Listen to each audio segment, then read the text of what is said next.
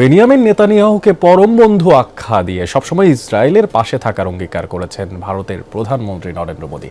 আর অন্যদিকে মোদীকে বন্ধুর চেয়েও বেশি ভাই বলে সম্বোধন করেছেন নেতানিয়াহু। 2 দিনের ইসরায়েল সফরের প্রথম দিন নেসেটে ভাষণ দেন মোদী। ব্যক্তিগত ও রাষ্ট্রীয় সম্পর্ক জোরদারের কথা বলেন দুই নেতা। এ গ্রেড ক্লিংকারের কনফিডেন্স সিমেন্ট, বাংলাদেশের হৃদয় জুড়ে।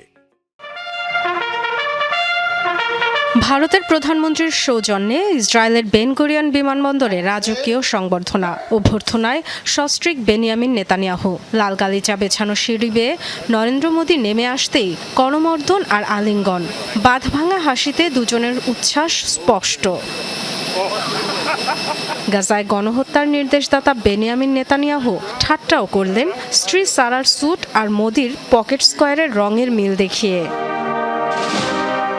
বিমানবন্দরের অতিথি কক্ষে মোদীকে মহান বন্ধু আখ্যা দিলেন নেতানিয়াহু।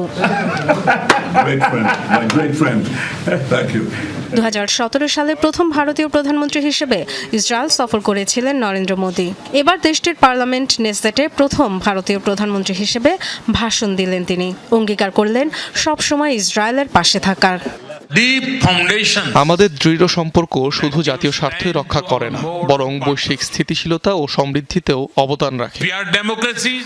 গাজায় গণহত্যা ইস্যুতে কিছু না বললেও 2023 সালে ইসরায়েলে হামাসের অভিযানের ঘটনা স্মরণ করে সমবেদনা জানান ভুক্তভোগীদের প্রতি। জোরালো সমর্থন জানান গাজা শান্তি প্রস্তাবের পক্ষে। ভারতের জনগণের পক্ষ থেকে প্রতিটি মানুষের মৃত্যুর ঘটনায় সমবেদনা জানাতে এসেছি।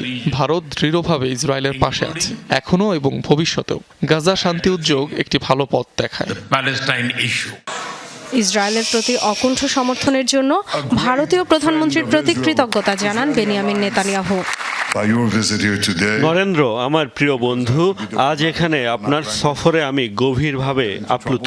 আপনি কখনো দ্বিধাগ্রস্ত হননি, পিছিয়ে যাননি, অজুহাত দেননি, ইসরায়েলের পাশে দাঁড়িয়েছেন। ধন্যবাদ বন্ধু।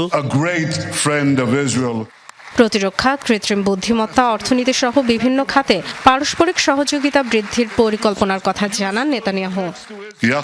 একসাথে একটি ঐতিহাসিক পথের দিকে হাঁটছি আমরা।